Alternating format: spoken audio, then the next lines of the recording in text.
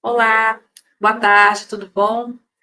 Nós estamos aqui, meu nome é Daniele, estou falando do Centro Espírita Seara Fraterna aqui no Rio de Janeiro. Sejam todos muito bem-vindos a essa tarde de estudo, onde nós vamos dar continuidade ao estudo do livro Há 50 anos depois, com Jorge Elahá. Muito obrigada novamente, seja bem-vindo aqui com a gente. Jorge Obrigado. veio de um outro congresso agora, ele deve estar na correria, mas é sempre muito bom essa oportunidade que temos desse horário, desse momento para estudar um pouco da doutrina espírita. Então, acho que é sempre válido a gente dedicar o nosso tempo a essa obra do bem, que a gente tenta sempre se melhorar, enfim, buscar conhecimentos para a nossa melhora evolutiva. Já estamos com um horário um pouco avançado, então eu não vou falar muita coisa. Eu só quero pedir um pouco de paz, de luz para o nosso grupo.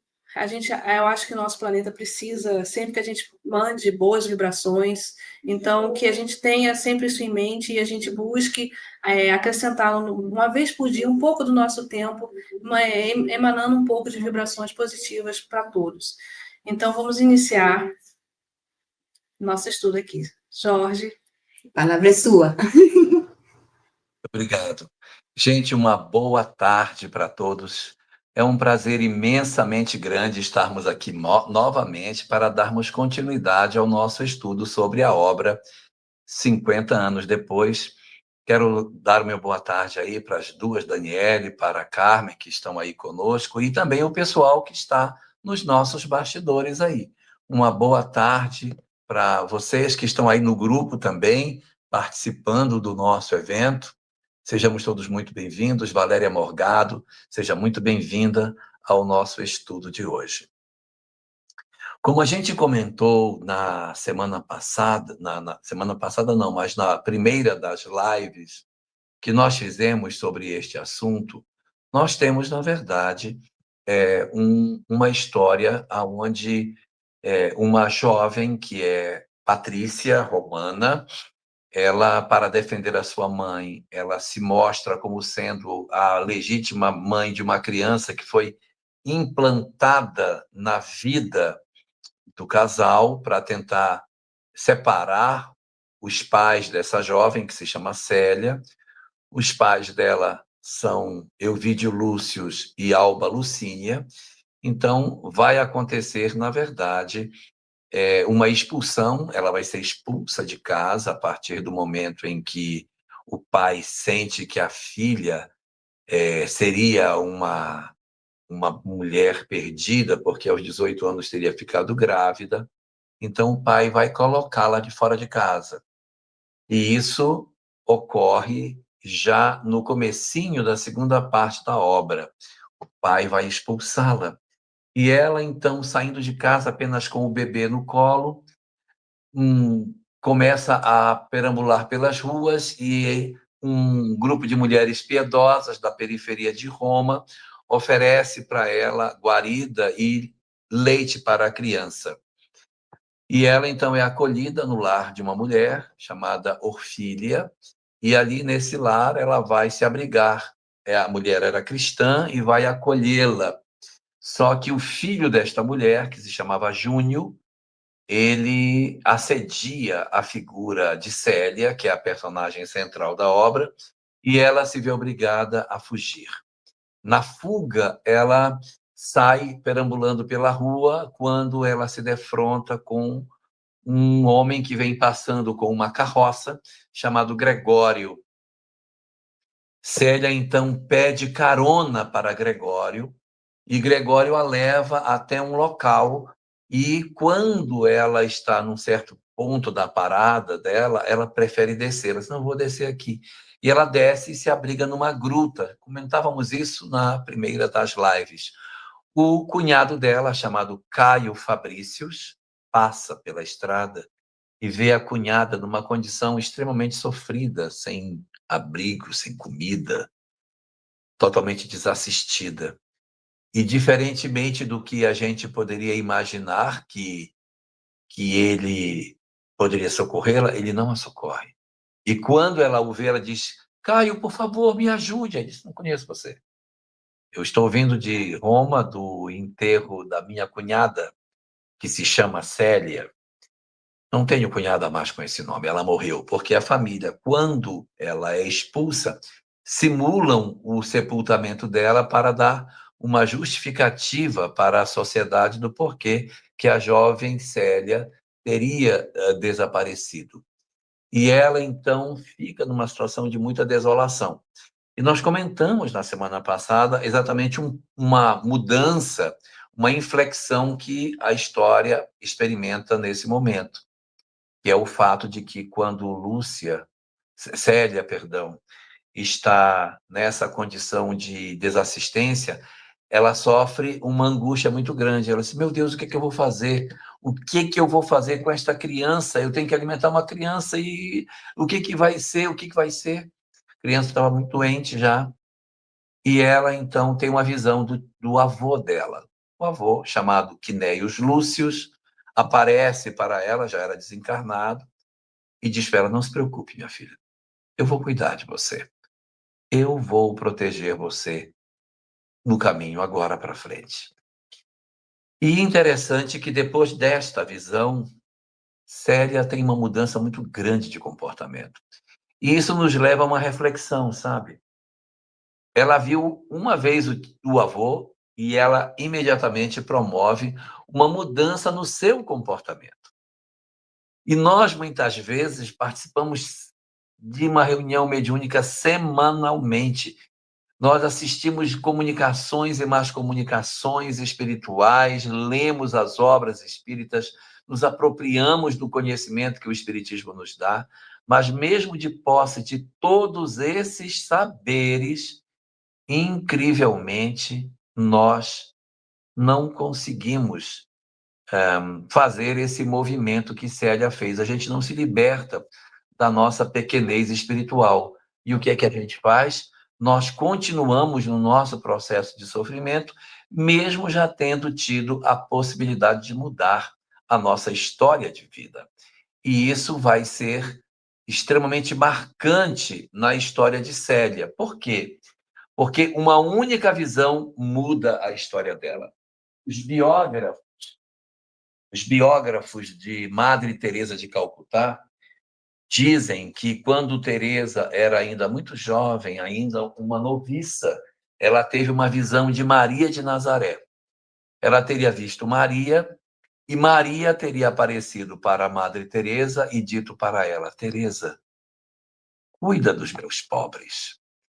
Esta única visão que Teresa teve de Maria foi combustível para toda uma existência. E ela continuou cuidando dos pobres, mesmo depois de tanto tempo, em função do quê? Da crença de que aquela visão que ela teria tido seria a motivação para todo o trabalho missionário que ela realizou ao longo de tantas décadas. Isso é muito interessante pela possibilidade de nós entendermos que alguns espíritos não precisam de tanta informação espiritual para que eles se mostrem capazes de promover uma mudança. É como Paulo de Tarso. Paulo de Tarso, com uma única visão de Jesus, promoveu uma mudança incrível na sua vida. E nós? Como é que nós estamos lidando com as informações espirituais que a vida nos oferece? Às vezes, nós temos até muito contato com as coisas do espírito. Nós temos muitas informações espirituais, mas mesmo tendo esses informes, nossa vida não muda.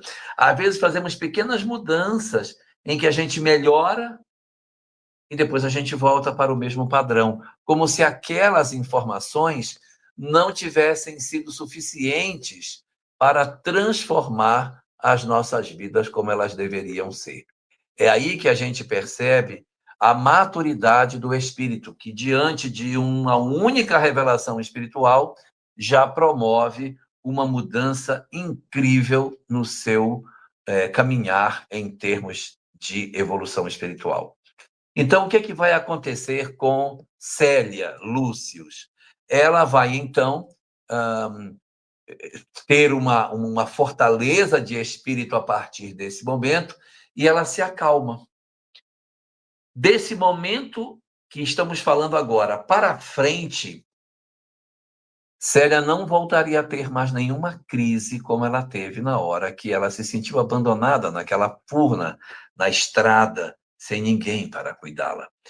E isso não porque ela tenha tido uma possibilidade de nunca mais ter uma experiência negativa, né? Não. Ela vai ter ainda muitos dissabores na história que tem pela frente. Ela fica na estrada, portanto, mas já numa condição diferente. E Gregório, aquele que era o homem da carroça, o carroceiro que deu carona a ela a primeira vez, ele passa na estrada e a vê na beira da estrada. E ele, então, decide dar a ela uma carona pela segunda vez. Ela pega uma segunda carona do mesmo homem e ele a leva pela estrada e deixa Célia num certo, como se fosse assim, um vilarejo, um conjunto de casas. E ela desce da carroça, ela fica olhando as casas que existiam e ela não sabe o que fazer. Ela não sabe o que fazer. Mas ela não está desesperada, ela está apenas olhando e agora. Onde eu vou pedir abrigo? Onde eu vou pedir socorro? Para que lugar eu vou?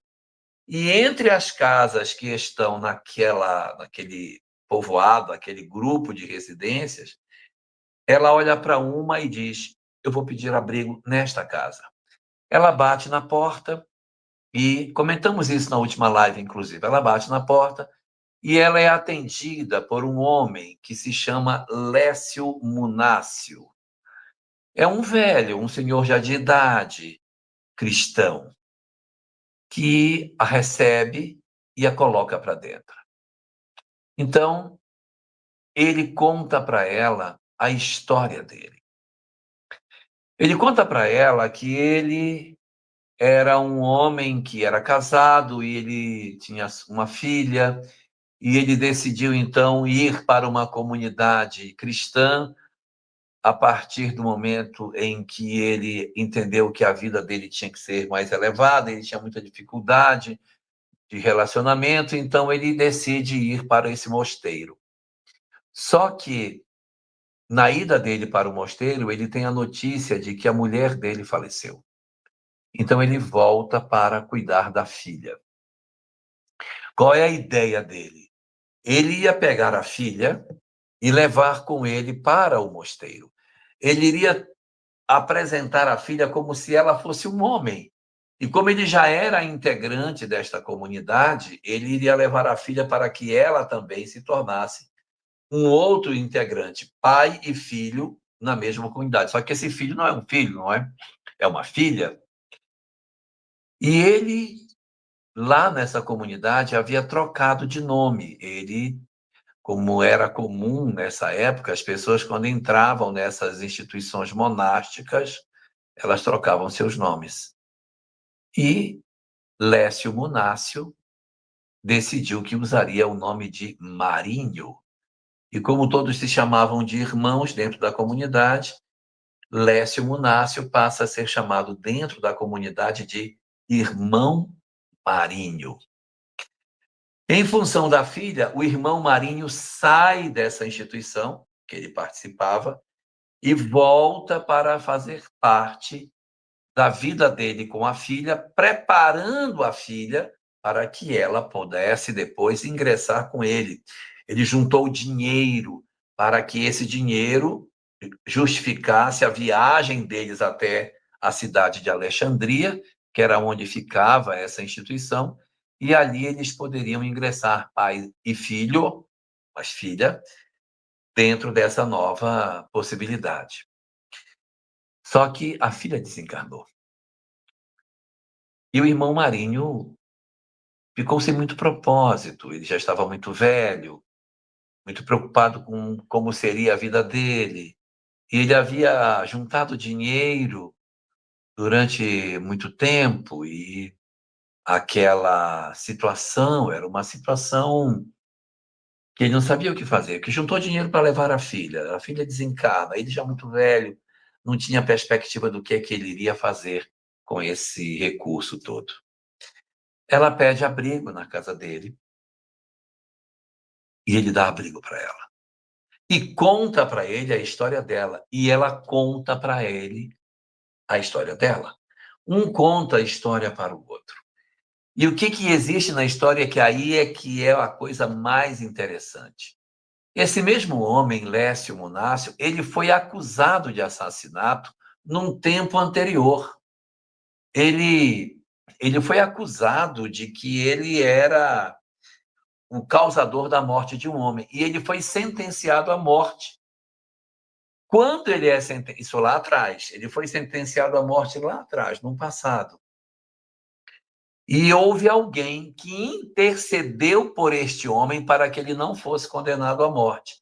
E negociando com o imperador, esta pessoa salvou o irmão Marinho, que na época ainda não era irmão Marinho, era Lécio Munácio, para que ele não fosse sacrificado. Quem foi o homem que intercedeu por ele, facilitando com que ele tivesse a sua soltura? O próprio avô de Célia. Para quem não percebeu, as coisas se deram assim. Quinéios Lúcius, avô de Célia, ajudou Lécio Munácio. Ajudou. E agora, muitos anos depois, quando Quinéios Lúcio já está desencarnado, ele intui Célia para que ela busque socorro exatamente na casa do homem que ele beneficiou, para que ali se configurasse um fenômeno muito interessante, em que a lei de causa e efeito permitisse agora que Lécio Munácio devolvesse em gratidão a Quinéios Lúcius a proteção à sua neta que estava desamparada. Então, o que é que o irmão Marinho faz? Ele diz, olha, eu vou continuar o meu plano de que você, na verdade, seja o meu filho. E você vai agora ficar com roupas masculinas para que a vizinhança veja apenas um homem circulando dentro da minha casa. E quando chegar o momento da nossa viagem, nós iremos viajar e iremos nos internar na comunidade. Eu já estou velho, em pouco tempo realmente eu vou desencarnar, mas a gente pelo menos vai para a comunidade, ingressa, eu apresento você e fica tudo certo. Esse foi o plano que eles fizeram, ou seja, Lécio Munácio transformaria Célia em seu filho para a vizinhança e depois levaria o filho para a comunidade e os dois ingressariam nessa espécie de mosteiro e viveriam seus dias ali dentro, isolados da loucura do mundo aqui fora. Plano feito, mas o plano não vai se concretizar. O que vai acontecer? O mesmo irmão Marinho que acolheu Lécio Munácio, ele vai adoecer e vai experimentar a sensação de que ele vai desencarnar.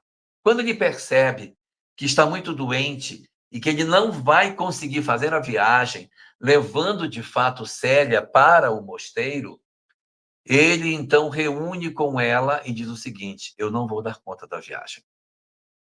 Eu não vou conseguir viajar. Você terá que fazer a viagem sozinho. Eu vou chamar uma pessoa da cidade, uma autoridade da cidade, para que ele venha lavrar aqui uma autoridade. Ele lavra a sentença de que você é meu filho e de que eu estou cedendo todos os bens para o seu nome. Você vai pegar todo o dinheiro que eu guardei e você vai levar esse dinheiro na viagem. E você vai ingressar no mosteiro com o meu nome. Agora não haverá mais irmão Marinho pai e irmão Marinho filho. Você fica com o meu nome. Você vai ser na comunidade o irmão Marinho.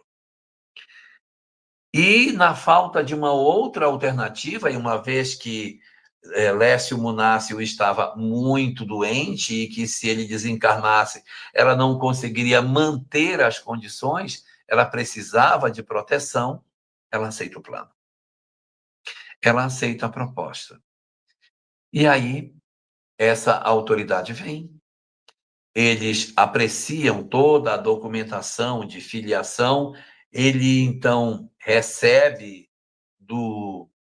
da autoridade o dinheiro que havia sido acumulado pelo irmão Marinho para essa viagem, e o irmão Marinho, pouco tempo depois, desencarna. Célia fica sozinha. Ela tem a casa, ela tem o dinheiro, mas ela não tem perspectiva para o futuro, apenas na comunidade para onde ela deve ir. E ela cumpre o plano, ela faz aquilo que eles haviam pactuado. Ela decide, então, que ela vai entrar na comunidade de Alexandria como se fosse um homem. Troca suas vestes, coloca vestes de homem e vai para Alexandria para tentar entrar. Ela leva dinheiro para ingressar. E quando ela chega lá, que ela bate na porta pedindo guarida e dizendo: eu sou filho do irmão Marinho que viveu entre vocês.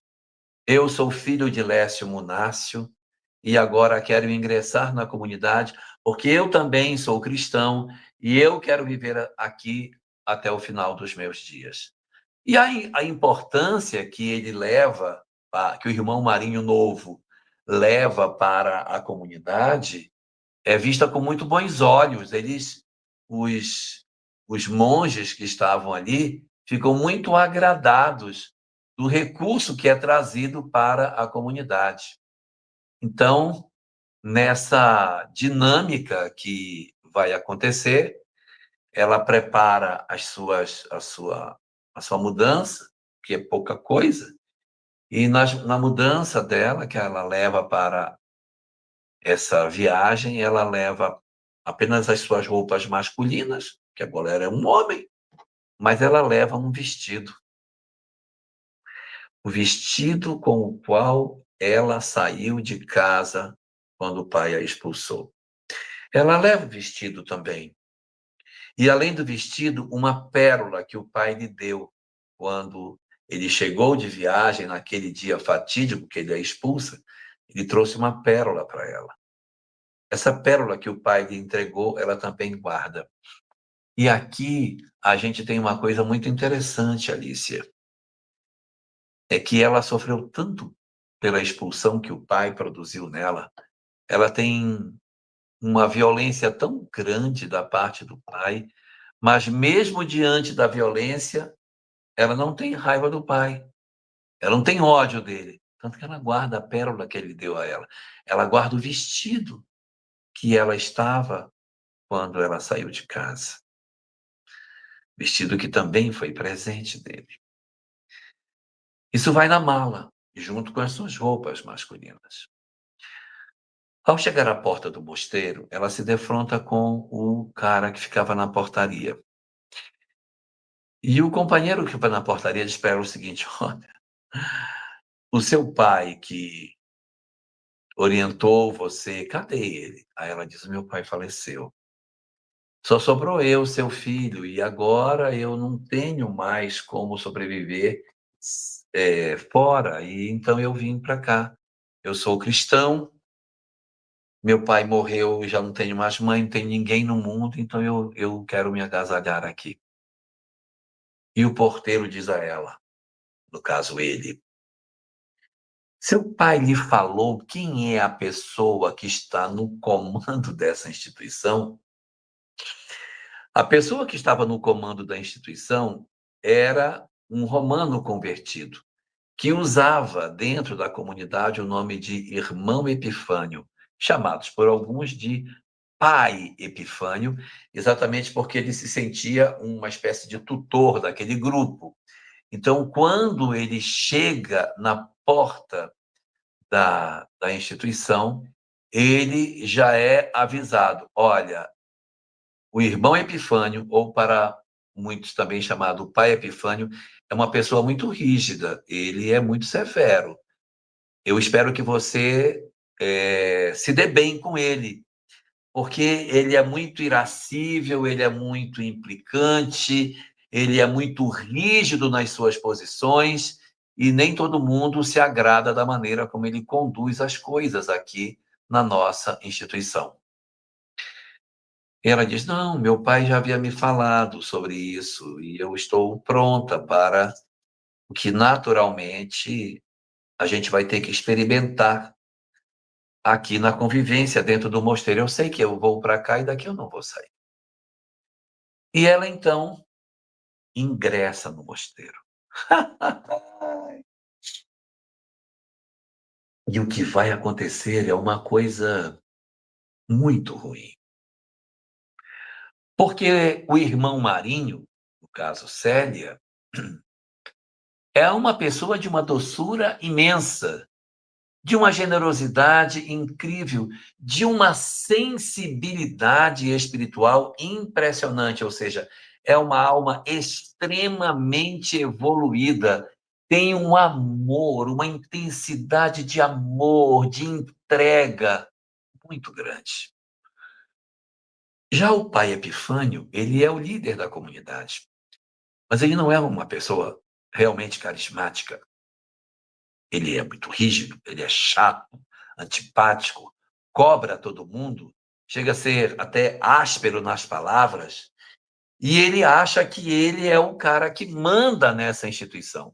Ele se considera a pessoa mais importante desse lugar e não gosta de ninguém que dispute de alguma forma a liderança da instituição com ele. Ele gosta de reinar absoluto sobre os outros que vivem na mesma comunidade que ela. Mas não é o que vai acontecer. Ele não vai conseguir manter a sua autoridade áspera e violenta diante de um espírito tão doce, tão amoroso como era a figura de Célia. Então, o que ocorre, né, na hora em que ela entra na comunidade? Os outros que ali viviam veem nela uma liderança muito positiva. Nossa, o irmão Marinho é um cara muito legal. Gostam do ponto de vista dela. E eles faziam estudos do Evangelho dentro dessa instituição. Ele fazia ali todo um trabalho de socorro, de conversa com as pessoas e estudo do Evangelho que era feito. Estudo do Evangelho. E o irmão Marinho começa o pai Epifânio começa a se incomodar, porque quando chega na hora de fazer os estudos, os comentários do irmão Marinho, todo mundo ouve, nossa, mas que comentário lindo, eu adorei esse comentário que o irmão Marinho fez. Por quê? Porque Célia tem uma visão de amor, de perdão, de tudo, muito, muito surpreendente, muito, muito extraordinária. E aí, ele começa a se incomodar, ele começa a ter ciúme ou inveja do sucesso que o irmão Marinho fazia entre os irmãos da mesma instituição. Muito chato isso, hein? Eu sou responsável por essa instituição, mas quando chega na hora da gente se reunir para estudar o Evangelho, nada dá certo. Ele atrapalha. Quando eu quero fazer um comentário que eu acho que é um comentário bom, e vem o comentário do irmão Marinho, é muito superior ao meu, e aí todo mundo se volta para ele, não para mim. E essa inveja começa a maltratar Epifânio, que passa a maltratar o irmão Marinho. Então, ele nunca tem palavras de elogio, ele sempre critica. Os outros dizem, nossa, que comentário lindo que o irmão Marinho fez. Não é, isso é tudo aparência. Né? Ele não aceita, ele não é simpático ao irmão Marinho. Ele é arredio, ele é irônico, sarcástico. E todas as colocações que o irmão Marinho vai fazendo nos estudos, o pai Epifânio sempre tem uma coisa para combater. E aqui entra um ponto importante dentro dessa história, que é o fato de que ele, na verdade, não conseguindo encontrar forma de vencer a grandeza que Célia apresentava, ele começa a conspirar contra ela. Você tem que fazer alguma coisa para que o irmão Marinho não participe do nosso evangelho. Está atrapalhando aqui. Está atrapalhando. Porque todas as vezes que a gente vai estudar, ele faz sombra para mim. E por inveja, ele decide prejudicá-la. Veja isso como é interessante do ponto de vista das nossas reflexões. Ela poderia ter se voltado contra ele. Sim, o irmão Marinho poderia ter reagido, movimentado, dividido o grupo dele no meio, ter confrontado a autoridade de pai Epifânio, ter sido capaz de estabelecer um outro poder ali dentro. Seria expulso, é certo, mas ela não faz absolutamente nada. Ela se submete às imposições que o pai Epifânio fazia. E aí é que está a resiliência de Célia, porque ela não tinha mais nada, ela tinha perdido tudo, gente, tinha perdido tudo. E neste contexto em que ela está num ambiente estranho, com pessoas estranhas, antipáticas, nem assim ela se revolta. Esta é uma característica incrível que a gente tem na figura de Célia, Silvana Regina, né? O Marcondes Moreira está perguntando do bebê. O bebê faleceu. O bebê faleceu. Ainda na estrada, quando ela está lutando para chegar na casa do irmão Marinho, do velho Lécio Muniz, ela não consegue que ele chegue até lá. A criança vai desencarnar no caminho. Ela já chega sem ele lá. O bebê morreu. E ela vai para o mosteiro sem ninguém. Ela vai morar lá, sendo muito maltratada pelo pai Epifânio, que a ridiculariza, destrói todas as suas iniciativas positivas, trata ela de uma maneira extremamente ríspida. E ele faz tudo que ele pode fazer para implicar com o irmão Marinho, o pai Epifânio vai fazendo. E a grande lição que eu particularmente tiro disso é a resiliência dela, sabe? De enfrentar tanta oposição e nunca se revoltar, nunca se defender, nunca confrontar, silenciar e continuar o trabalho no bem que ela teria para fazer. E aí, quando o irmão Marinho percebe que ele não está conseguindo vencer,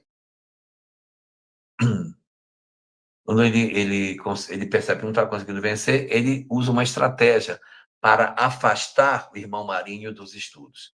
Ele diz, é o seguinte, a partir da próxima semana, você não vai poder participar dos nossos estudos do Evangelho. Puxa, mas eu gosto tanto, mas não vai poder. Você vai ter que ir buscar alimento para nós na venda que fica à distância.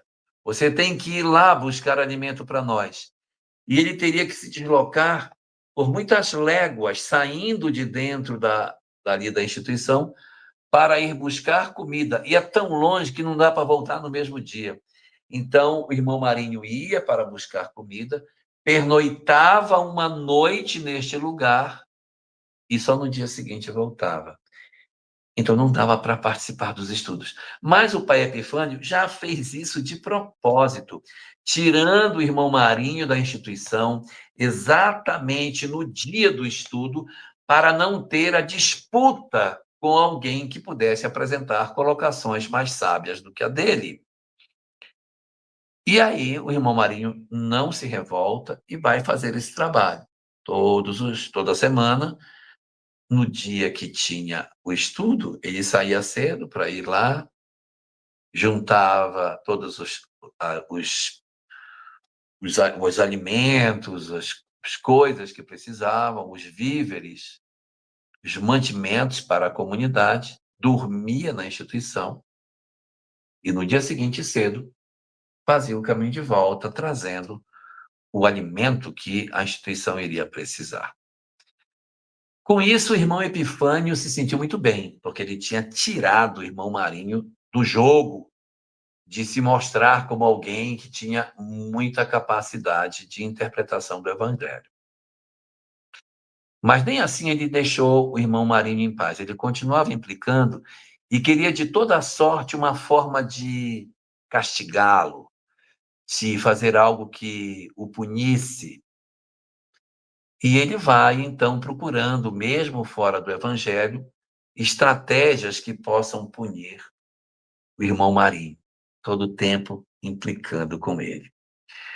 Nessas idas que o irmão Marinho faz até a venda para buscar comida e voltar, ele começa a fazer isso semanalmente. E o dono da estalagem, aonde ele ia buscar os mantimentos, ele tem uma filha chamada Brunehilda. Nome lindo, né? Brunehilda. E essa moça, essa jovem, Brunehilda, começa a ficar interessada pelo irmão Marinho e quer manter um relacionamento afetivo com ele. Quer manter um relacionamento. Mas o irmão Marinho é uma mulher, gente. O irmão Marinho é Célia. Mas ela não sabe, Brunehilda não sabe que ele, na verdade, é uma mulher. E fica super interessado no irmão Marinho. E o irmão Marinho não pode dizer, cara, eu sou uma mulher. Você não vai querer ter um relacionamento comigo. Eu não quero. Eu não me interesso. Ele fica calado. Ele não fala nada. E Brunehilda assediando o irmão Marinho. Ele vai buscar mantimentos, assediado por Brunehilda, volta para a comunidade. Então ele fica com uma dupla pena.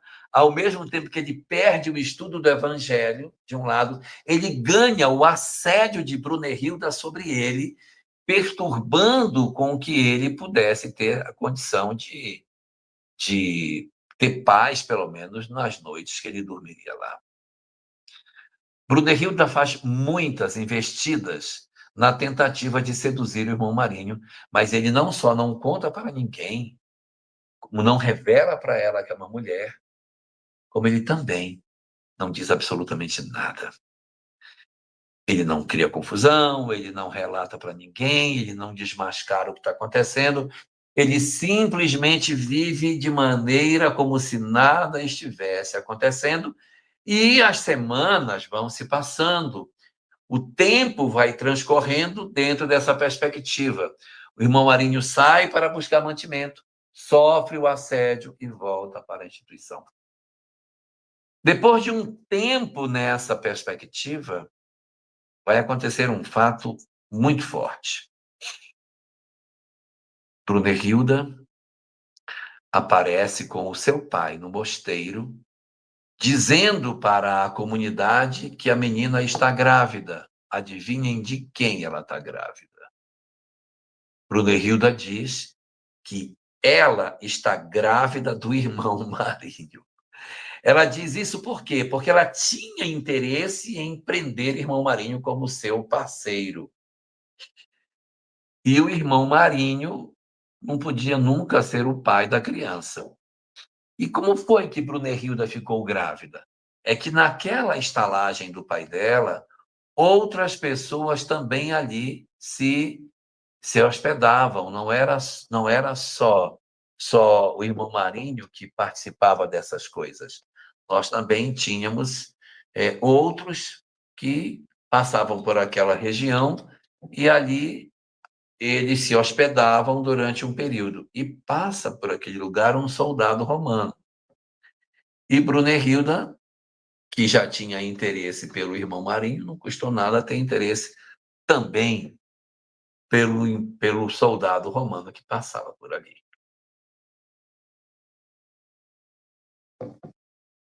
Ela vai viver um romance com esse soldado romano.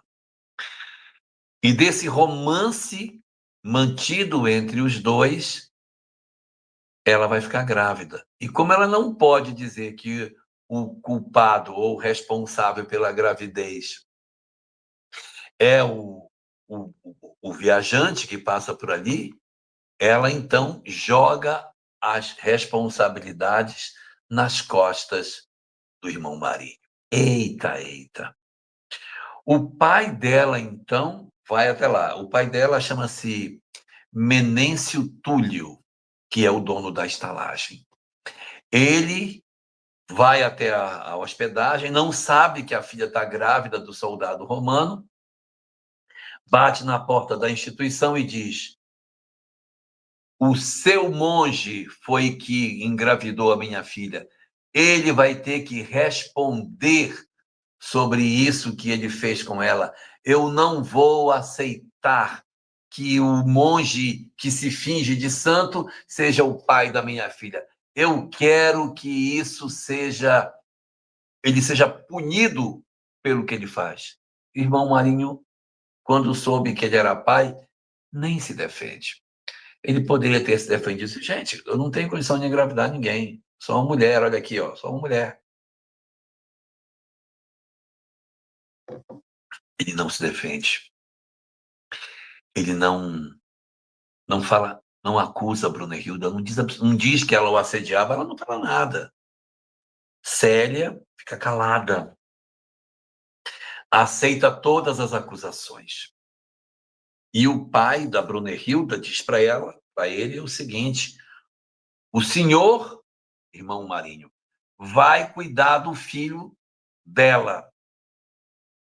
E quando a criança nasce, o pai vai levar a criança para que o irmão Marinho crie. Só que quando a notícia chega e o pai Epifânio descobre que o irmão Marinho teria sido o engravidador dela, de Brunehilda, era só o que ele queria para punir o irmão Marinho. Ele estava procurando uma forma de punir. Então ele diz: eu já sei o que eu vou fazer com ele. Eu vou expulsá-lo da comunidade. Eu vou expulsá-lo daqui, ele vai embora daqui, porque ele não pode, ele engravidou uma mulher da aldeia, não pode, tal, e quer expulsar o irmão Marinho. E os outros monges: não expulse. Ele é tão maravilhoso, não pode expulsá-lo, mas ele não pode ficar. Aqui ele não pode ficar. Ele é um desequilibrado, ele não pode ficar e tal. E como não havia forma de fica ou não fica, expulsa ou não expulsa, os monges intercedem por Célia, pelo irmão Marinho, e o final da história é que o pai Epifânio aceita o seguinte: tudo bem, ela não vai, ele, irmão Marinho, não vai mais morar conosco, a gente vai botá-lo para fora da comunidade. Mas em função do fato de vocês terem tanta atenção com ele, eu vou permitir com que ele se hospede, fique morando numa propriedade que também pertence ao mosteiro, mas ela não fica dentro dos muros, ela fica do lado de fora. É uma espécie de pomar que o livro chama de horto. É um horto muito mal cuidado, cheio de mato, cheio de lixos, as árvores todas mal cuidadas. E o que pai Epifânio faz é o seguinte: bom, já que você engravidou a moça, eu queria mandar você embora, como os outros que aqui vivem intercederam por você, vou quebrar o seu galho, hein, para você não dizer que eu sou mau. Você vai ficar morando conosco, mas você não vai morar conosco juntos. Você vai morar sozinho no horto.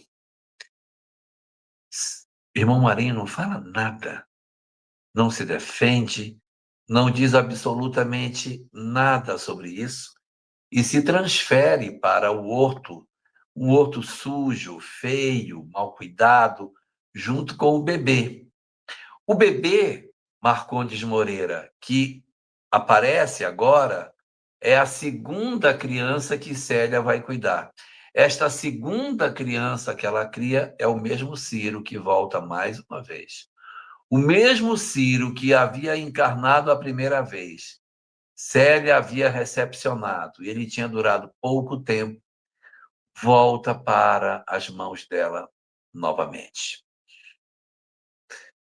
Ela vai agora viver no horto, sozinha, só com a criança, sem ninguém, sem um abrigo, sem um teto, sem nada, jogada do lado de fora do horto, aonde umas construções muito rústicas muito, muito frágeis são apresentadas para que ela possa se abrigar.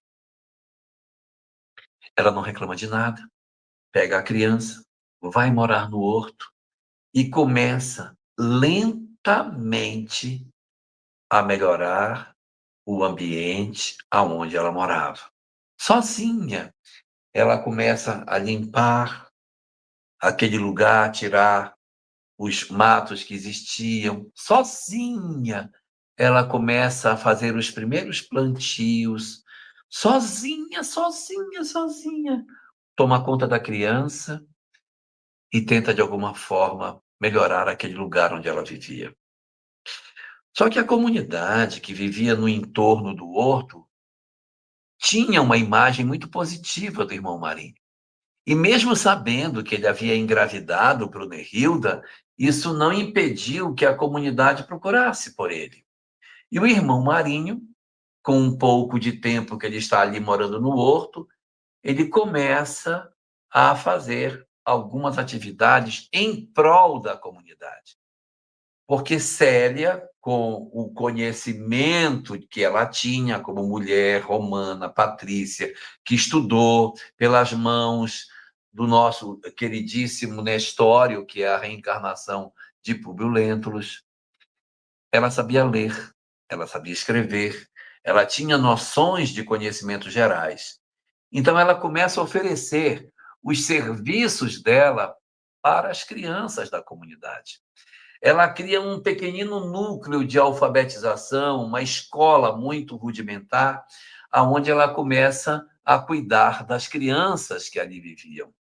Ela começa a, a fazer todo o trabalho de socorro das crianças que ali estavam e os pais pagavam como? Os pais pagavam em serviço. Ela dizia, olha, se o senhor puder vir aqui e ajudar a fazer esse cercado, a gente pode criar umas cabras para tirar leite para todos nós. E a comunidade começou a ver naquilo um instrumento de progresso.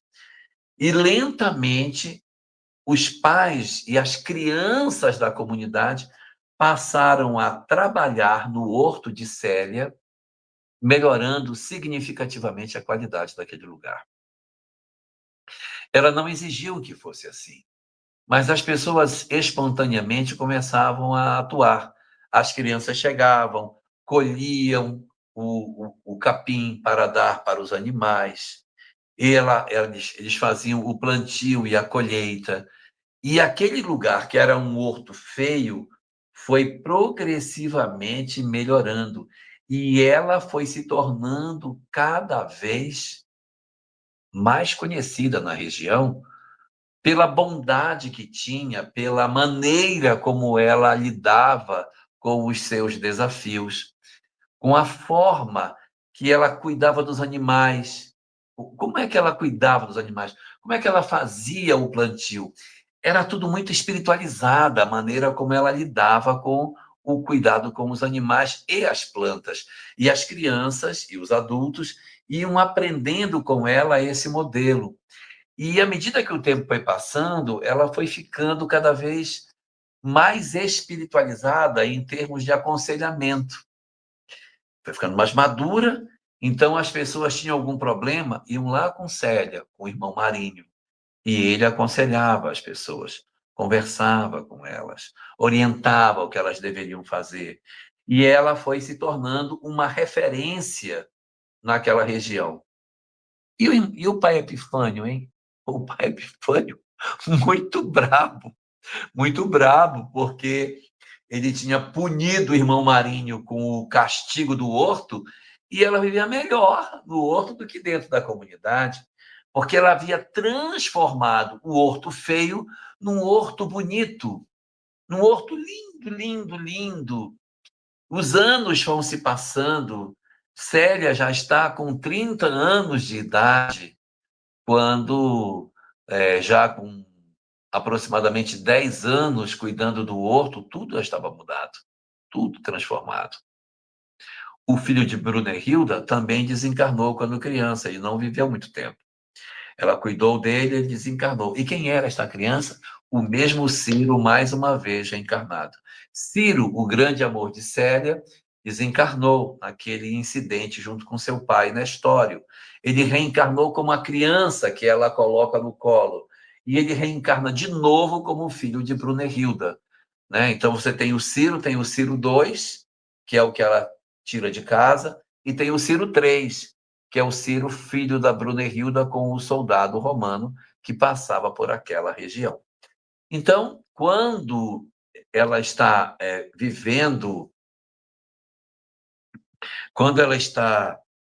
vivendo no horto, sua fama começa a se espalhar. Pessoas de lugares distantes começam a viajar de suas cidades para virem conhecer o horto magnífico que ela havia criado, a beleza daquele lugar, onde todas as crianças ajudavam, os pais, as pessoas faziam de bom grado, ajudavam porque queriam, e o horto se tornou um local lindo, e ela fazendo aconselhamento de pessoas.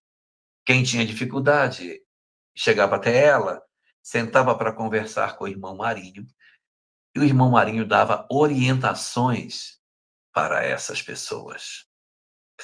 E é aí que nós vamos ver as mudanças que vão acontecendo lentamente na história que vai acontecer a partir de agora. Por quê?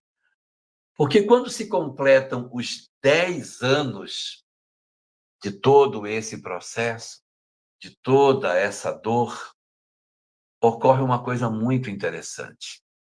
A gente lembra que houve uma serva que colocou uma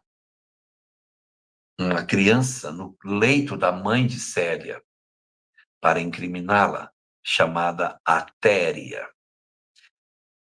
Tempos mais tarde, Atéria vai se converter ao cristianismo. Atéria vai ter esse encontro com a mensagem de Jesus. E a partir do momento em que ela tem essa experiência, todas as coisas que ela fez no campo do equívoco começam a ficar muito sérias para Atéria. E ela decide resolver as pendências que ela tem. Ela procura a casa dos Lúcios. Alba Lucínia, mãe de Célia, não era mais a mulher bela do passado. Era uma mulher depressiva, acabada, envelhecida, que não aceitou de jeito nenhum o fato dela ter permitido que o marido expulsasse a filha. Ela não conseguiu se perdoar por não ter tido a grandeza de dizer: para, não põe a menina para fora, acolhe a Célia. Então, ela pensava na filha todos os dias: meu Deus, onde estará minha filha? Terá morrido, não terá morrido? O que aconteceu com ela? O erro que ela cometeu, porque Alba Lucinha achava que a filha realmente tinha ficado grávida, o erro que ela cometeu não justificava ter colocado para fora. Eu não me perdoo pelo que eu fiz. E a dificuldade com o marido que havia tomado a decisão de colocá-la para fora. Então, ela se tornou uma pessoa profundamente depressiva, cheia de problemas, cheia de conflitos, amargurada, envelhecida, e não tinha mais a beleza que tinha. Era quase que uma sombra. E o pai? Ai, o pai de Célia. Ele também estava profundamente ferido com tudo que aconteceu. Muito envelhecido, muito abatido. Não se perdoava pela sua própria impulsividade. Porque naquele momento ele tomou a decisão que ele entendeu na hora que era a mais correta, mas agora, tanto tempo depois, ele se questionava se teria sido justo ter colocado sua filha, que ele tanto amava, para fora de casa. Teria sido certo o que ele fez? Então, Elvídio Lúcio vivia um período de muito conflito daquilo que havia acontecido há muitos anos atrás.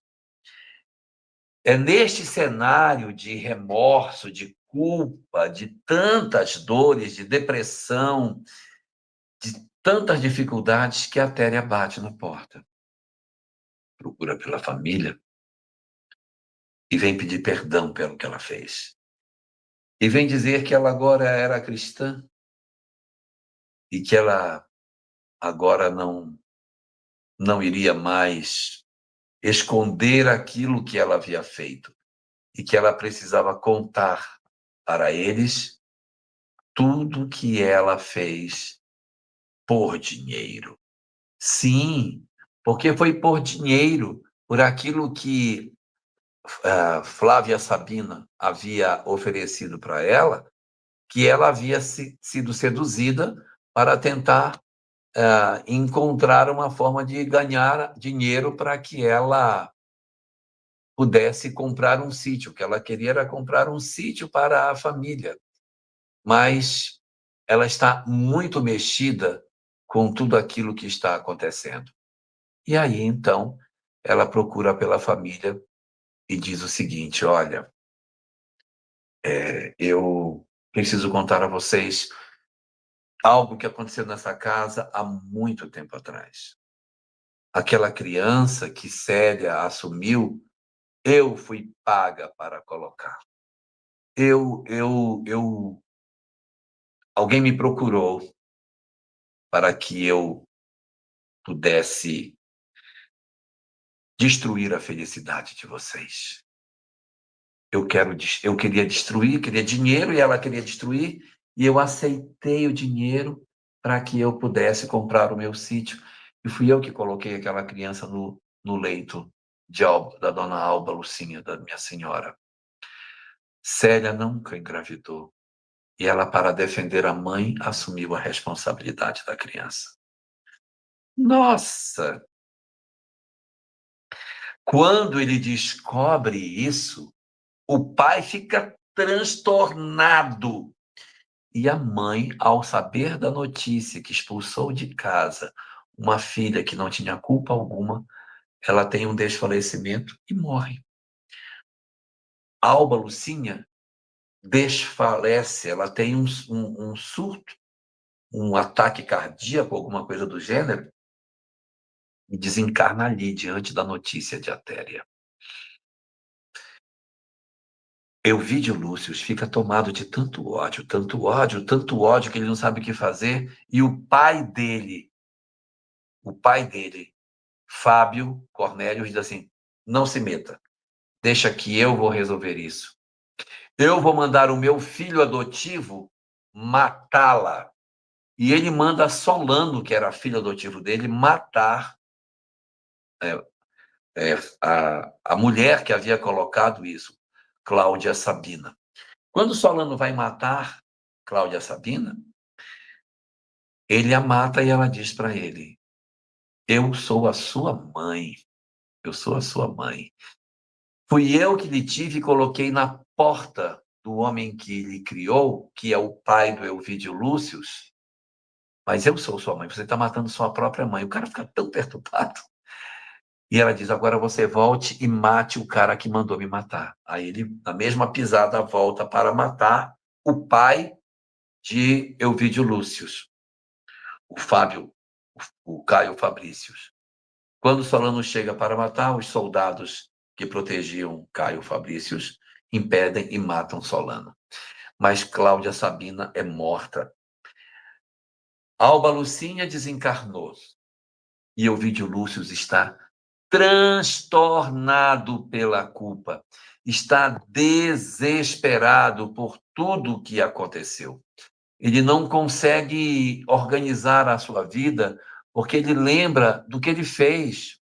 Diz: meu Deus, eu coloquei para fora a minha filha.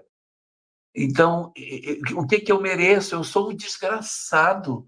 Eu não mereço isso. Eu sou um miserável. Então, ele entra num processo de depressão muito grande. Imagina a situação. Você tem uma filha maravilhosa que você ama desesperadamente. Essa sua filha aparece grávida e você, num arroubo de fúria, você expulsa essa filha de casa.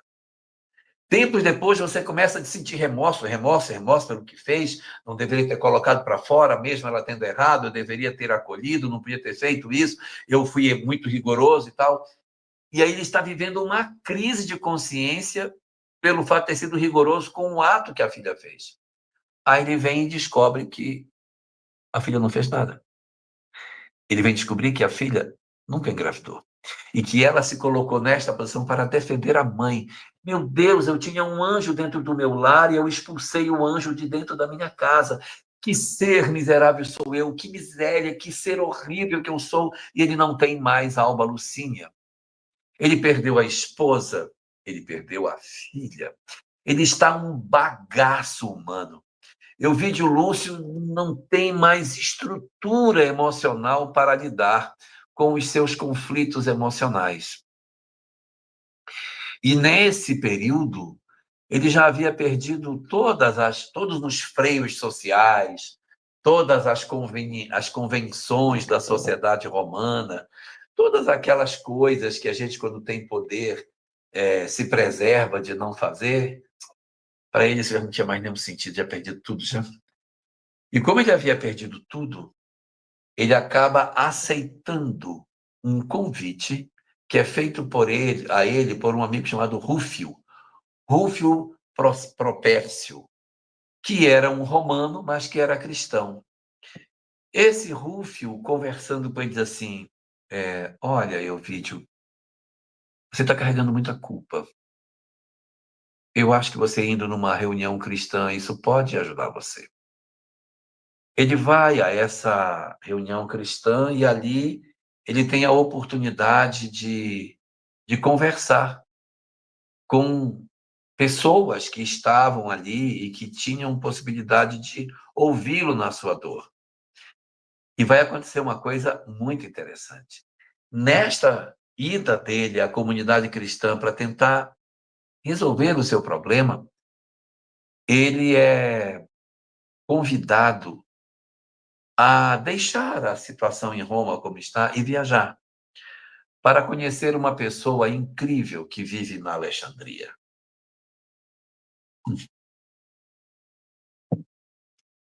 Quem será? Essa pessoa incrível que vive em Alexandria e que é apontado para Evídio Lúcio como alguém que ouve as pessoas e que tem grandes condições de auxiliá-lo no seu processo de cicatrização de sua própria dor. Sim, Sandra, ela teve um mal súbito, a Alba Lucinha teve um mal súbito.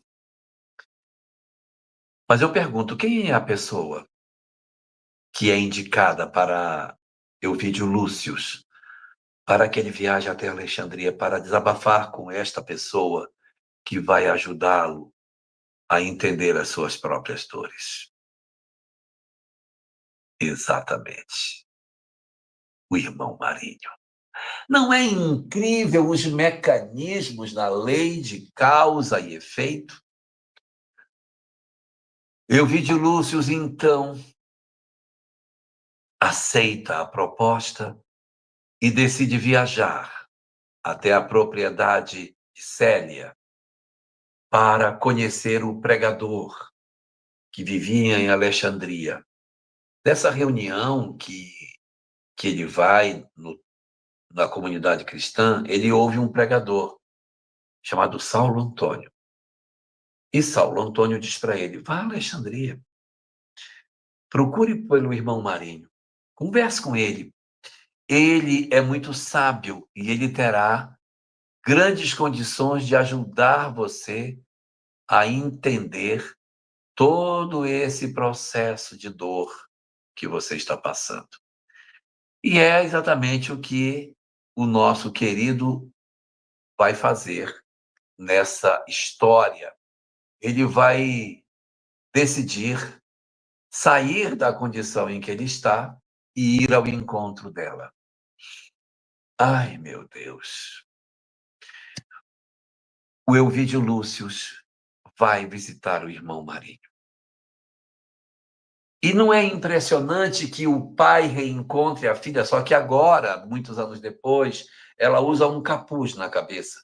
O rosto quase não é visto, mas ele acha que aquela figura do irmão Marinho parece que tem algo familiar, ele não sabe o que é.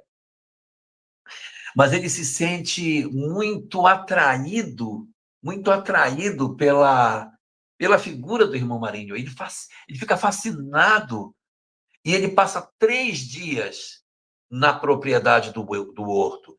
Ele fica 3 dias no horto vendo como que os animais são tratados, como que a terra é cultivada, como as pessoas trabalham com prazer, como que tudo é feito com tanto carinho. E o irmão Marinho acolhe Elvídio Lúcio na sua própria choupana. E aí a gente vai dizer assim, aí ela vai dizer para o pai que ela é ela. Por 4 vezes na história, ela tem vontade de dizer, pai, sou eu. Porque ele diz assim, eu fiz com a minha filha. Ele conta a história, e ela ouve a história do pai, a história dela contada pelo pai. E vem aquela vontade de dizer, pai, sou eu, sua filha. Mas ela não conta, ainda passa um pedaço. Pai, sou eu, o senhor... Eu perdi minha filha, eu sou viúvo, perdi minha mulher, eu não sei para onde minha filha, eu sou um desgraçado. E eu vou dizer para vocês, a Célia tem muita coragem, porque se fosse eu já tinha contado ela na primeira chegada. Quando eu visse, eu já me jogava nos braços de pai, sou eu, sua filha. Mas o Elvídio Lúcio chora. Chora a sua dor, chora a sua tristeza. E ela vem na vontade de contar, e o avô dela, Quinéios Lúcio, já desencarnado, é quem aparece e diz, não conta. Esse momento é importante para ele. E quando eu estava lendo o livro, eu dizia, não é importante nada, eu contava logo e pronto, e acabou. E só depois é que a gente vai entender por que ela não conta. Ela não conta pelo seguinte, é a dor que Elvídio Lúcio está sentindo que vai impulsionar uma mudança que ele vai fazer. Talvez, se Célia tivesse dito para o pai, pai, sou eu, o pai não fizesse a movimentação espiritual que vai fazer. A mudança de vida que o pai vai experimentar, ele faz porque ele ainda deseja encontrar a filha. E o irmão Marinho diz para ele o seguinte, você quer encontrar sua filha? É a coisa que eu mais quero na vida. Eu quero rever a minha filha. Eu daria tudo para poder reencontrar a filha que eu expulsei de casa. Então ela diz, você vai fazer o seguinte. Então você vai voltar para casa. Você viu como é que eu cuido da terra aqui? Você viu como é que eu cuido dos animais? Viu como é que eu trato as pessoas? Você vai fazer a mesma coisa na sua propriedade. Você vai voltar e vai cuidar lá do jeito que eu cuido aqui.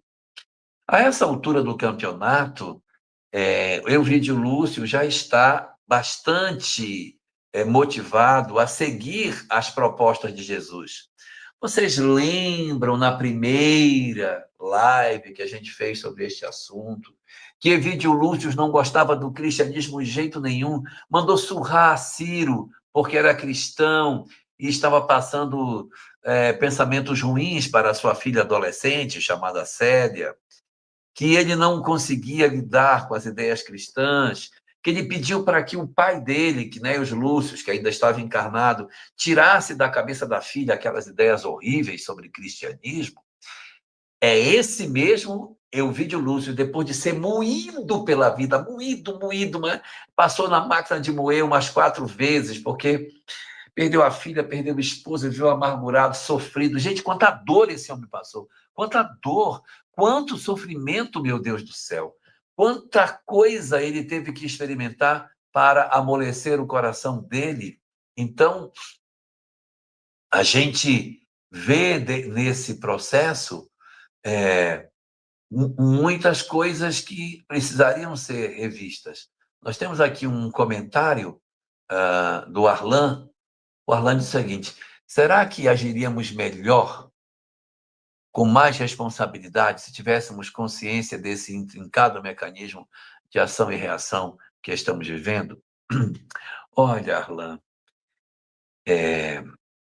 muitas pessoas ainda não têm condição de entender esse mecanismo, sabe? Enlouqueceria se soubesse das tramas invisíveis que nos vinculam aos nossos familiares. Nós temos dramas muito profundos. Quantas famílias estão forjadas hoje numa mescla de amor e ódio? que tem como filho um inimigo do passado e um amor do passado. Como é que a gente lidaria com isso se nós tivéssemos toda essa compreensão?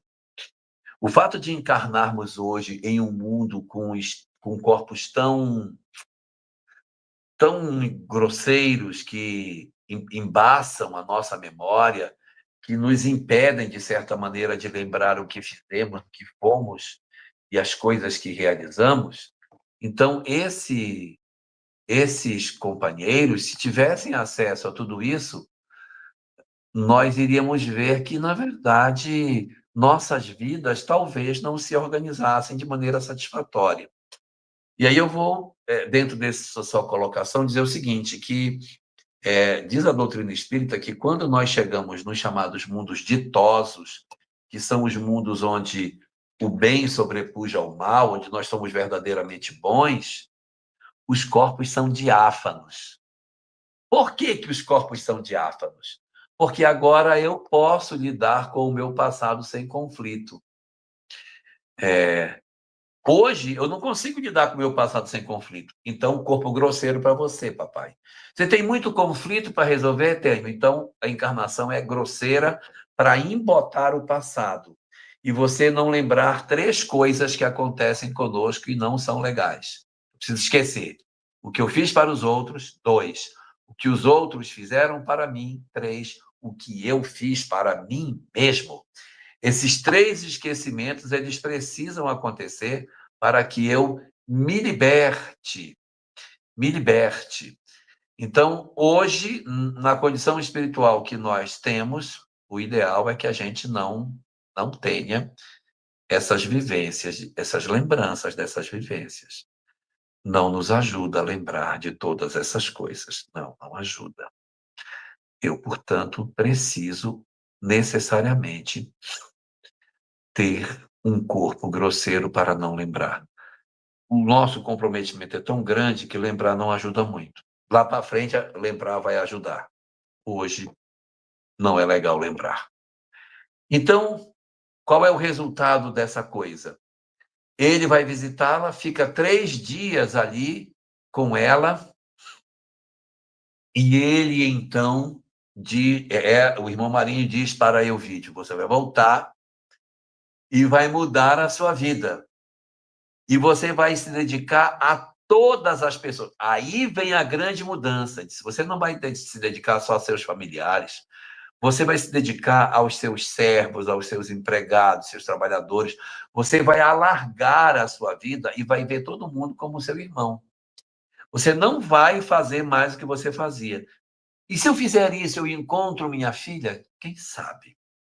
Se você fizer isso bem feitinho, você não consegue encontrar sua filha. Ela estava jogando com ele, porque ele voltando uma segunda vez, tendo feito a mudança, ela poderia dizer, muito bem, pai, o senhor fez tudo certo, sou eu. Aí tira o capuz, né, e se mostra para ele.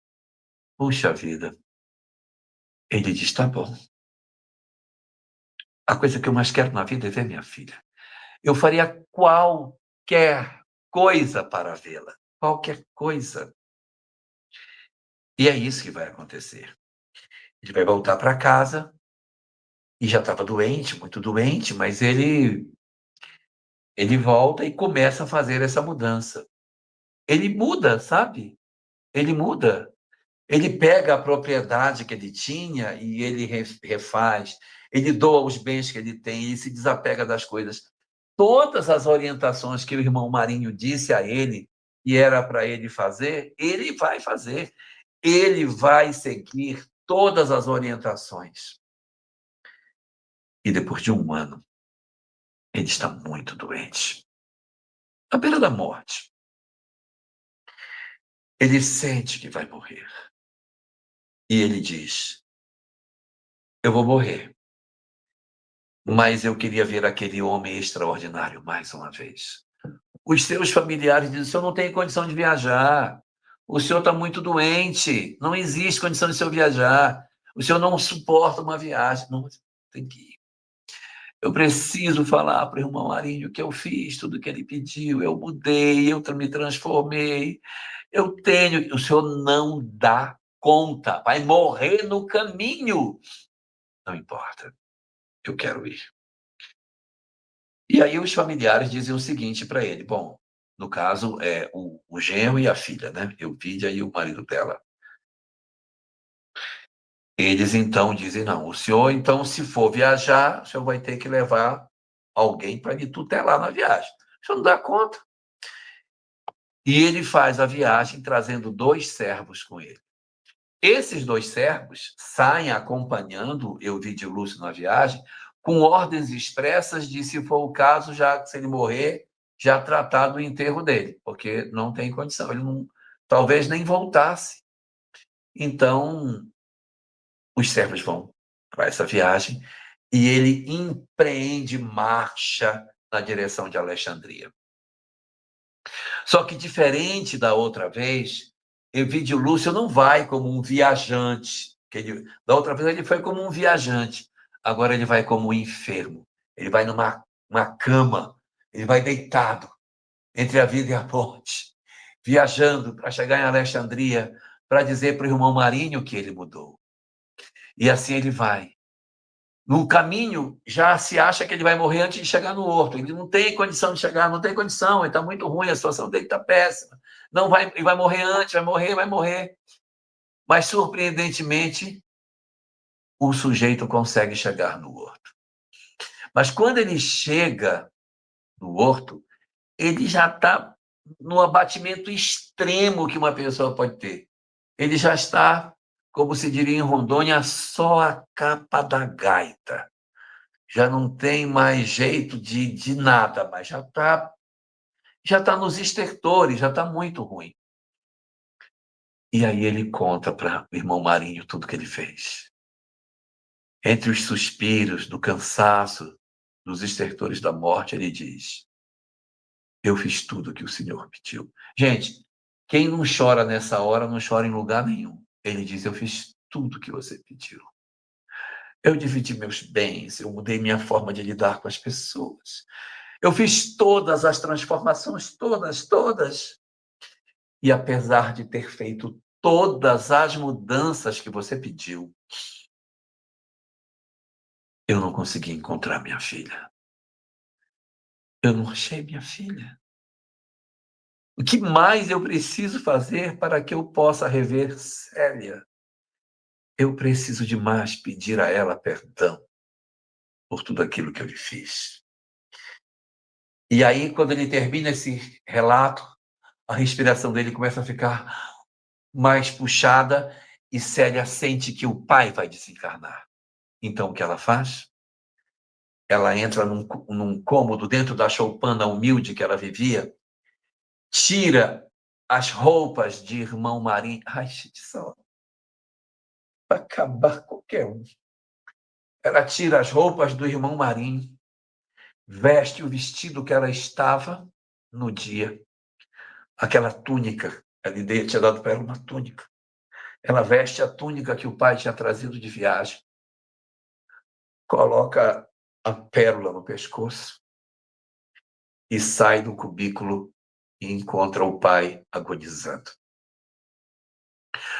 O pai está numa situação tão difícil que não consegue falar, mas ela se mostra para ele e diz: o senhor encontrou sua filha, sim?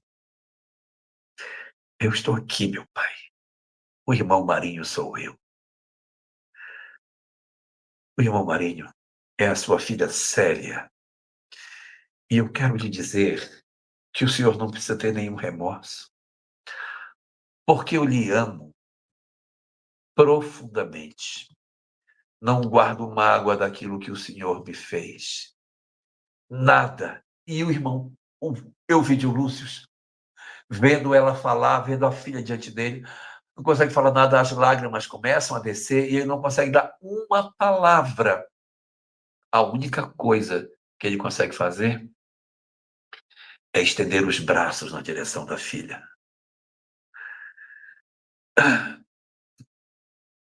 E ele, então, desencarna nos braços dela.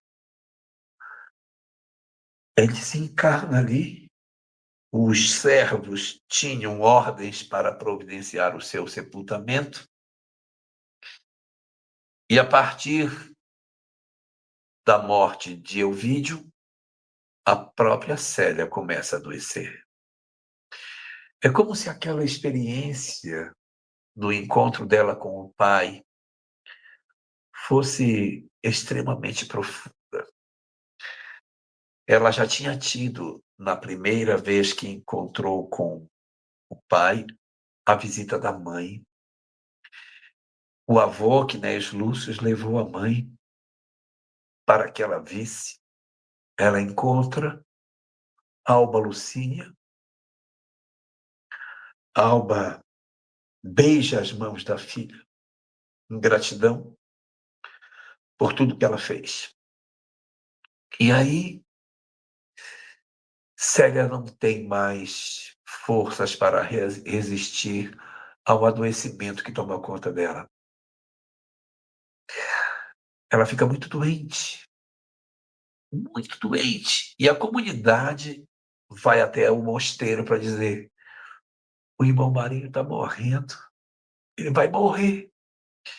E no tempo que ela está no horto, que é um tempo já de 10 anos que ela está lá fora, ela já consagrou a sua posição. O próprio pai Epifânio, com toda a dureza de coração dele, já estava reconhecendo o valor que Célia tinha, que o irmão Marinho possuía. E mesmo não gostando muito, tendo aquelas diferenças que ele tinha, ele abre as portas do mosteiro para que ela entre. O mosteiro é aberto para a comunidade pela primeira vez. Nunca a comunidade tinha podido entrar ali. As portas são abertas e a comunidade vem para vê-la no leito de morte. Célia está agonizando dentro do mosteiro. E na hora que ela está nesse estado, ela chama o pai Epifânio e ela pede perdão a ele se ela o ofendeu de alguma forma. Em vez dele pedir perdão a ela, é ela que pede perdão a ele. Pai Epifânio fica totalmente desconcertado, porque verdadeiramente irmão Marinho nunca fez nada que ofendesse o pai Epifânio. Ele não sabe nem o que dizer. Ele fica extremamente incomodado e ela pede que permitam que as crianças entrem. Ela tinha criado uma escola e ela ensinava às crianças muitas coisas e ela ensinava música também para elas. E havia uma música chamada Hino ao Entardecer. Ela pede que as crianças entrem para cantar para ela o hino ao entardecer. Todo o mosteiro assiste aquele momento terrível das crianças cantando para alguém no leito de morte, que poderia ter tido uma história totalmente diferente, mas o pai Epifânio, pela sua dificuldade, não conseguiu permitir com que ela vivesse dentro do mosteiro. Uma das crianças veio reclamar com Célia, agonizando, dizendo que ela havia plantado umas roseiras, mas que o pai Epifânio tinha reclamado e tinha mandado que ela não cultivasse as roseiras onde ela estava, que cultivasse no outro canto. E Célia, ao invés de criticar o pai Epifânio, disse: pai Epifânio está certo. Mas você vai fazer o seguinte, você vai plantar as roseiras aonde ele disse que era para colocar. E quando as roseiras florirem, a primeira rosa que nascer, você vai ofertar ao Pai Epifânio. Percebe a grandiosidade desse espírito? A grandeza que esta mulher tinha. Célia então desencarna.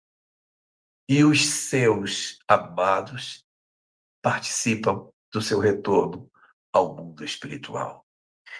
E é muito interessante que a obra cita que os seus pais, Elvídio Lúcius, Alba Lucínia, o seu avô, que daí os Lúcius, Nestório, Atéria, a mulher que a prejudicou, Lécio Munácio, o antigo irmão Marinho que a acolheu, e Ciro, aquele que foi seu amor e que por 2 vezes reencarnou perto dela, recepcionam Célia no seu desencarne. E quando ela desencarna, o monastério todo fica profundamente chocado com a desencarnação do irmão Marinho, porque ele era muito querido. Os monges, então, vão preparar o corpo para que ele seja sepultado. E vem a grande descoberta. O irmão Marinho era uma mulher. Era uma mulher.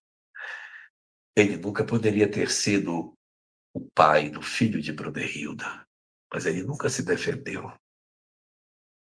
Nunca se defendeu.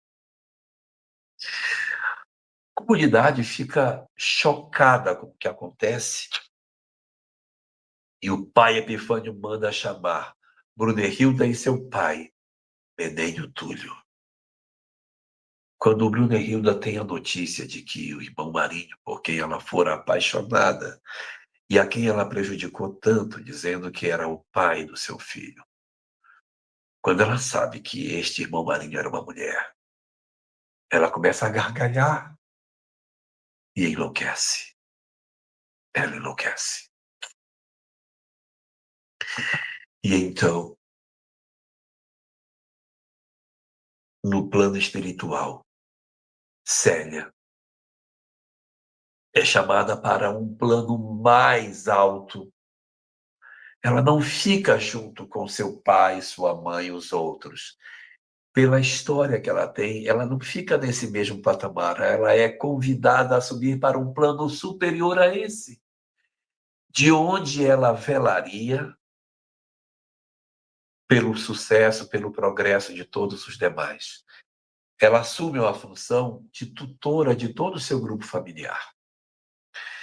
Existem algumas pessoas que falam que Alcione, no livro Renúncia, é a reencarnação de Célia. O livro Amor e Sabedoria de Emmanuel traz até uma tabela com quem era e quem é na encarnação seguinte. Ela vai desencarnar e, depois disso, no mundo espiritual, é feita uma reunião para tentar organizar o que vai acontecer com os envolvidos na história que aconteceu. Nós temos alguns personagens que vão para regiões de muito sofrimento. São eles: Lólio Úrbico, o esposo de Cláudia Sabina, o prefeito de Roma, o assediador de Alba Lucínia. Ele não vai ficar bem. Também não fica bem, do outro lado, Cláudia Sabina, a grande articuladora das maldades da trama. Também não fica bem. Não fica bem o pai de Alba Lucínia, Fábio Cornélio, aquele que acolheu Silano como sendo seu filho adotivo e que depois mandou matar Cláudia Sabina. Ele tinha virtudes, mas tinha também suas quedas, e ele não fica bem. Silano Plátios, que era o filho de Fábio Cornélios, que era o filho legítimo de Cláudia Sabina, assassino da própria mãe, e que tentou assassinar o pai adotivo, também não fica bem. São entidades que vão para regiões de sombras. Euvídio Lúcius e os seus familiares, e mais Ciro, que não é da família, mas Euvídio, Célia, Alba, Lucinha e Ciro se reúnem para refazimento futuro. Nestório e Policarpo, que era o pregador cristão naquela época, continuam trabalhando para ajudar os espíritos sofredores, enquanto que Célia, de maneira diferenciada, vai para um lugar bem mais elevado para continuar a sua tarefa de educação. E o finalzinho do livro fala do planejamento para o retorno futuro. Numa próxima existência, é feito um planejamento em que Quinéios Lúcius, o avô de Célia, vai receber como filhas Cláudia Sabina, a prejudicadora da sua própria filha, e a Téria, que também prejudicara a sua filha. As duas prejudicadoras de Alba Lucinha serão as filhas de Quinéios Lúcius. Ele vai recebê-las. Elas estão muito ruins no mundo espiritual. Cláudia Sabina pior do que a Téria. Cláudia Sabina está péssima. Ela, inclusive, enlouqueceu enquanto em vida. Então, Cláudia Sabina vai ser filha de Quinéios Lúcius. E, realmente, no livro Renúncia, Quinéios Lúcius vai ser um outro personagem que vai receber Susana como sua filha, e ele é, na verdade, o pai dela, de Cláudia Sabina, será Susana, na próxima, se ele realmente é a sequência, é o livro Renúncia. Euvídio Lúcius, segundo diz, estará ao lado de Alba Lucínia. Eles se amam e estarão juntos para consolidar afetos numa nova encarnação, juntos. No livro Renúncia, Alba Lucínia é a mãe de Alcione e Euvídio o pai de Alcione.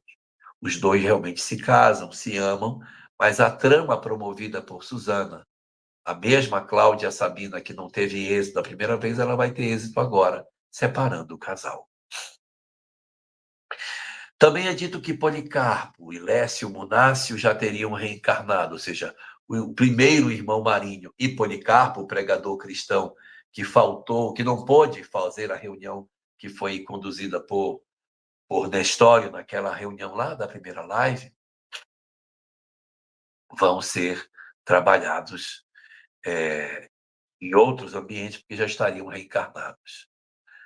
Existe também a presença de outros personagens que vão ser naturalmente chamados ao reajuste, como, por exemplo, Plotina, a médium que havia sido a articuladora das maldades. Temos também a figura de Júlia Spinter, que é a esposa de Fábio Cornélio. Eles dois vão agora reencarnar, dando a Silano um apoio novo. Eles eram os pais adotivos e se comprometem a uma nova história ao lado do filho adotivo. Lólio Úrbico, aquele que era o assediador de Alba Lucínia, casado com Cláudia Sabina, deverá ser acolhido por Euvídio Lúcius e Alba Lucínia. O pretenso infelicitador do casal renascerá perto deles, talvez numa condição de filho. Eles estão discutindo, fazendo esse debate, mas Célia não está na reunião. Célia se desembaraçou das necessidades em função do avanço que ela fez. Os anjos têm o poder de aparar os golpes do mal. Então, nessa reunião do plano espiritual, fala que eles estão reunidos, decidindo junto com os mentores, e do mais alto, Célia irradia uma energia que envolve a todos no final desta reunião, e as emoções são tão profundas que Alba Lucínia, tão prejudicada por Cláudia Sabina, que mandou plantar a criança no seu leito, que justificou a expulsão de sua filha, que amargurou a sua existência e que justificou depois o seu mal súbito, Alba Lucínia perdoa Cláudia Sabina. E elas certamente poderão ter uma possibilidade de reencontro numa nova existência. Se o livro Renúncia for esse, uma é Susana e a outra, Margarida, a mãe de Alcione, que realmente possui um relacionamento entre elas duas, porque elas se relacionam disputando o mesmo homem, que é Cirilo, o pai de Alcione. E dessa maneira, o nosso livro termina, deixando a lição desse espírito incrível chamado Célia, que é realmente uma experiência inesquecível. Eu, quando li esse livro a primeira vez, eu ainda era acadêmico. Eu fazia estágio de engenharia numa estação que ficava no meio do mato. Então eu tinha que ficar à noite tomando conta da estação para medir o ruído que acontecia. Era uma estação que media ruído atmosférico. Eu sou engenheiro eletrônico. E aí eu tinha que passar a noite em claro, vigiando a estação dos ruídos que aconteciam, qualquer problema que teria. Então eu era obrigado a ficar acordado, então eu ficava lendo. Eu li muitos romances espíritas, muito livro espírita, não só romance, nesse período. E tinha um cara que era o vigia da estação, que ficava lá. Na época que eu estava lendo esse livro, eu chorava tanto, eu soluçava lendo esse livro. E o vigia ficava de fora assim, me olhando, ele me olhava, não falava uma palavra. E eu lá dentro da estação, aos prantos, fazendo... eu lia que eu não conseguia me controlar. Essa história realmente ela é muito emocionante. Célia é indiscutivelmente um espírito muito superior do que nós. Se ela for realmente Alcione, aí a gente entende por que Alcione toca tanto a nós, por que Célia mexe tanto com as nossas vidas. Nós temos 2 perguntas para trabalhar. Quer que eu leia a pergunta? Muito bom. A pergunta de Cássio: como pode supostamente Alba ficar grávida, ter um filho e ninguém perceber, sendo que seu marido, assim que chegou de viagem com o imperador, deixou um servo descarregando as mercadorias no porto? E ainda deu para ela a pérola. E foi ver a família. Neste dia deu até uma pérola para a Célia. Então, as vestes que as matronas usavam, elas poderiam ter a possibilidade de esconder uma gestação. Além do que, existem algumas mulheres que fazem gestação muito pequena. É provável que, em função das circunstâncias que se tem, que se tivesse uma gravidez que não foi percebida. Eu mesmo tive uma experiência não de gravidez, mas semelhante a essa, que eu tive uma aluna que, quando foi na hora da prova, ela faltou. Aí eu disse, por que ela faltou? Ela faltou porque ela teve um filho. Eu digo, o quê? Como? Aí eu achei que ela estava mentindo, e aí eu fui na faculdade e peguei o endereço dela, eu fui bater na casa dela, tirando uma onda de que eu fui visitar a criança, eu queria saber se ela estava mentindo. E realmente ela tinha tido uma criança. Os pais não sabiam, e ela disse, professor, eu menstruei até o último mês. Eu menstruei e estava grávida. Só que como ela era mais gordinha, ela não percebeu a gravidez dela. Então, assim, esse caso, ele não é impossível, não é uma coisa tão comum, né? Eu conheci uma moça também que ela ficou grávida e ela não queria que ninguém soubesse. Ela passou a usar umas batas e apertava. Ela comprou uns coletes, umas coisas, e ela apertava a gestação. E quando foi no dia de ter a criança, ela só chegou e disse, olha, eu vou para o hospital e vou ter. E aí já estava nascida, não teve jeito. Eu conheço essas 2 histórias. Então, embora não seja tão comum, não é assim tão inverossímil que alguém possa ter ficado grávido sem que ninguém percebesse. Não é usual, mas também não é impossível. Certo. A próxima pergunta da Patrícia acho tão difícil compreender tanta injustiça que Célia passou sem se defender. Como podemos inserir esses ensinamentos em nossas vidas atuais? Veja que o padrão que Célia apresenta é um padrão superior ao nosso planeta, tanto que quando ela desencarna, ela nem vai para um mundo espiritual bom, ela vai para uma região imensamente superior. Por quê? Porque ela não se ofende com as questões que estão sendo apresentadas. Diferente de nós, que de repente, na condição esperada para um planeta de provas e expiações, nós tenhamos uma reação diferente e até consigamos ficar bem no mundo espiritual. Porque Euvídio Lúcio cometeu uma série de equívocos, não é? Não cometeu, mas ele ficou bem. Ele não ficou mal. Então, o fato de nós termos escorregões na nossa existência não nos determina a irmos para um local horrível, sombrio, tenebroso, horroroso. Não. Às vezes a gente comete um equívoco, mas no conjunto da obra, você tem muita coisa boa que você realizou. Quantos de nós temos equívocos, mas mesmo tendo equívocos, a gente conseguiu se reorganizar? Ou vocês acham que Eurípides Barçanufo nunca fez uma bobagem? Que Bezerra de Menezes nunca fez nada? Só que no conjunto da obra, na vida, quando você olha, não, realmente, ele se aborreceu aqui, ele ficou com raiva de fulano ali, ele tomou essa atitude impensada, mas no conjunto da obra, isso não é relevante. Isso não é relevante.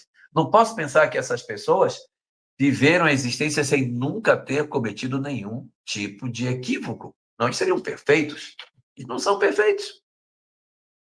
Então, o que se espera no padrão evolutivo da Terra nem é o comportamento que Célia apresenta. Ela está além da Terra, tanto que ela fica do mais alto acompanhando a reunião sem a necessidade de vir, porque a condição de entendimento da dor é tão profunda que ela se assemelha muito à postura que o Cristo toma quando diz: Pai, perdoa-lhes porque eles não sabem o que fazem. Quando interrogado por Pilatos, ele não se defende. E Pilatos diz: Tu não te defendes? Não sabes que eu tenho poder para te soltar e para te crucificar? Por que tu não te defendes? E o Cristo diz: Nenhum poder terias sobre mim se de cima não te fosse dado. Então, esta compreensão de que, sim, existe uma movimentação do mundo espiritual a nosso favor e que eu não preciso buscar pelo justiçamento, porque a própria vida tem seus mecanismos na lei de causa e efeito, é uma circunstância que não é para qualquer espírito. Existirão espíritos que terão, sim, plenas condições de suportarem esses golpes. Outros de nós não. E aí, Patrícia, em vez de a gente ficar aflito com isso, a gente deve dizer assim: eu quero pelo menos chegar num padrão aceitável. Eu não preciso chegar nesse padrão agora, até porque a gente não tem grandeza para isso. Vamos procurar aquilo que nos é mais próximo da nossa condição humana, vencer a nossa pequenez e caminharmos serenamente na marcha do progresso. Célia, certamente, já teria passado por todas essas coisas. E como eu havia comentado na live anterior, Plotina diz: os anjos têm o poder de aparar os golpes do mal, porque para eles o sofrimento não é como para nós. O que é o sofrimento para eles não é como para nós? Ela não sente o sofrimento. Mas é uma injustiça, é um absurdo. Não sente o sofrimento como nós.